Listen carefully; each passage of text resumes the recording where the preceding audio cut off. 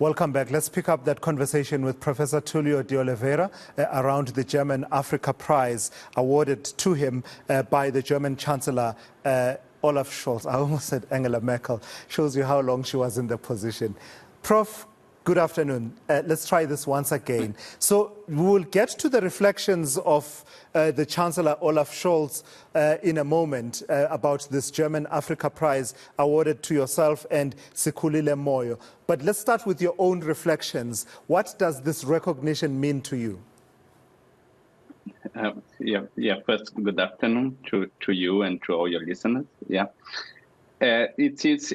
I think that it's really a great moment. It is the first time that the German Africa Prize go for a scientist. Normally, this prize goes for people that work in human rights or against conflict. So, for example, the last time that South Africa got this prize was in 2015, and was for advocated Tulio de Oliveira, which is also with me here at Stellenbosch University. So the main reflections that we got, not only from us, but from talking to the Minister of Health, the Minister of Science and Technology of German and many other scientists, is that fantastic that Africa and South Africa and Botswana is being recognized for a high level of science, which is quite unusual, that we are recognized for science and technology, and there was major excitement both in the parliament. I have met like hundreds of MPs, about that. And that's also quite exciting. Next week, on the 6th of December, we have a delegation that's going to come by the Vice Chancellor. He will come with 100 Germans, many politicians and scientists, to visit some of the facilities in South Africa, because they are very keen to further develop science and technology partnership. Yeah. And while we stick with the reflections, Prof, one of the things that struck me reading comments by the German Chancellor, the one aspect has to do with the something that was noted, that you and the scientific community in South Africa did differently from other regions of the world.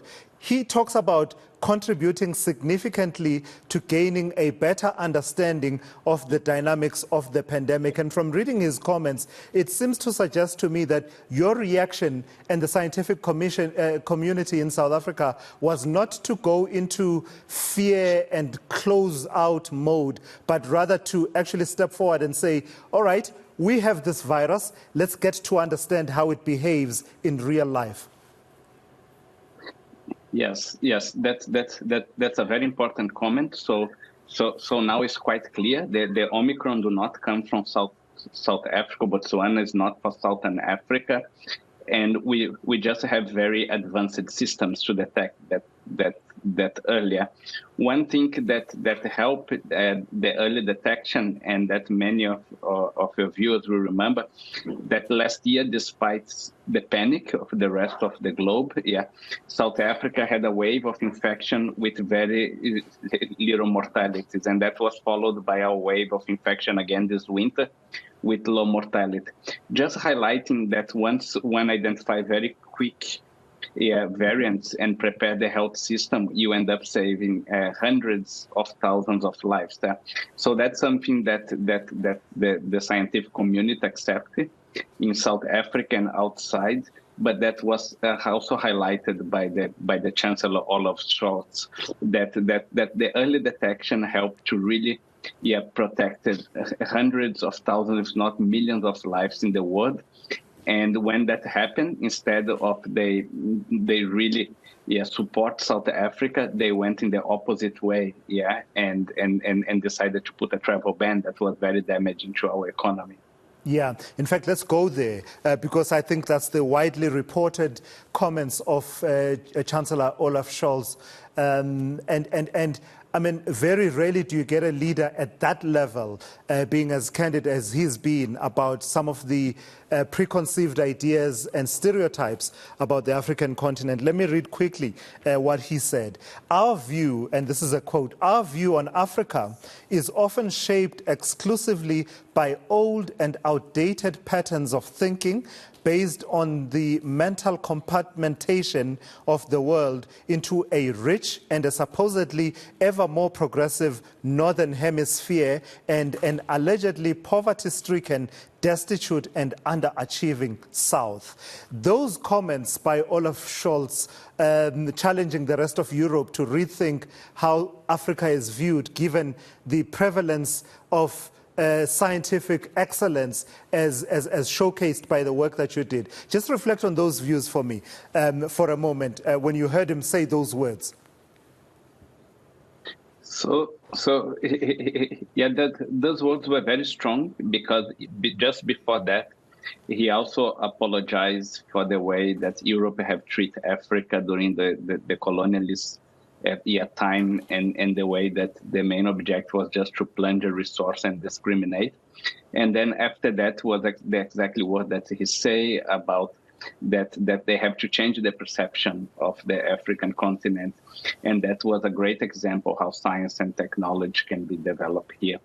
Of course, that this is something that was not just a miracle that happened, that we could guide the world on the pandemic response.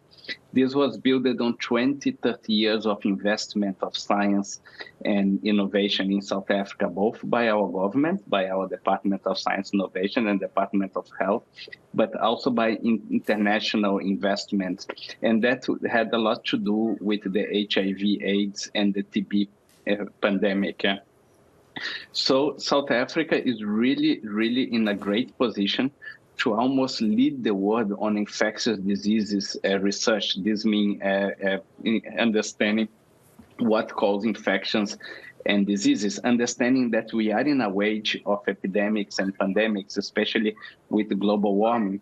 So that's something that we are really taking quite serious, and that's why we're so important to engage at very high level. It doesn't get higher level than the Chancellor of Germany, and they are following with a delegation to South Africa, a large one, to discuss how we can work together to quickly detect other epidemics and help to protect the world.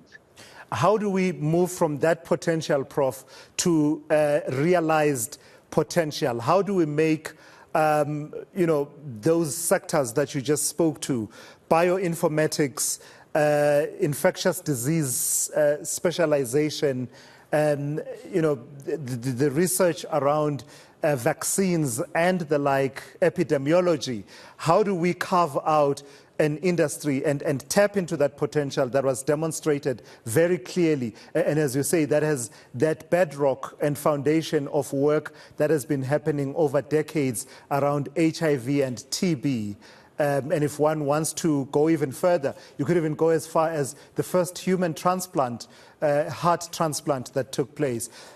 How do we then make that into something that we are known for, that lives beyond this moment and the likes of Prof. de Oliveira and others, and becomes a legacy and a culture?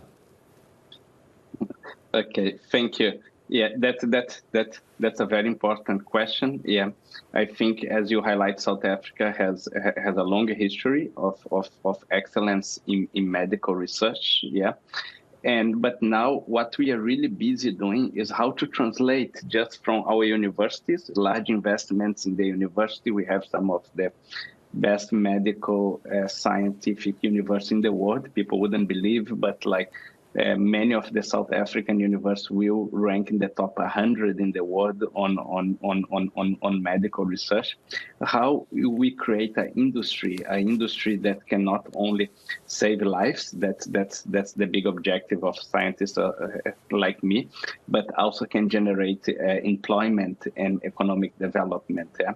One big step that we did in the last year or so is when we managed to win the competition for the World Health Organization mRNA hub vaccine that sit here in Cape Town and Johannesburg. Yeah, so more specific between Afrigen, BioVac, and the South African Medical Research Council, and SERI, the institute that I run in Stellenbosch. So that was a big development. That was a large investment, close to 100 million euros, in South Africa, that we are focused on the development of medicine and diseases, medicines and vaccines. We also have some large investments on development of diagnostic companies, And for example, a month ago, I met with the Premier of the Western Cape, Allian Wind, on a discussion of how to create in the Cape, for example, a big cluster to take advantage of the universities, but also the investments. And for example, Roche, that bought a company from South Africa called eNCA, have just double or triple the number of employees. So that's what we want to do. And that's why it's so important collaboration with Germany. Germany has some of the most advanced medical scientific industries in the world. And that's what we really hope to build in the next few years. Fantastic. Prof. Tulio, congratulations once again. That's Professor Tulio de Oliveira there, reflecting on the German Africa Prize that was awarded to him and Sikhulile Moyo by the German Chancellor Olaf Scholz.